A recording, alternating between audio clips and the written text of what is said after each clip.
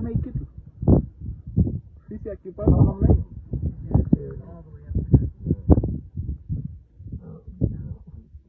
kusha amekufa sasa.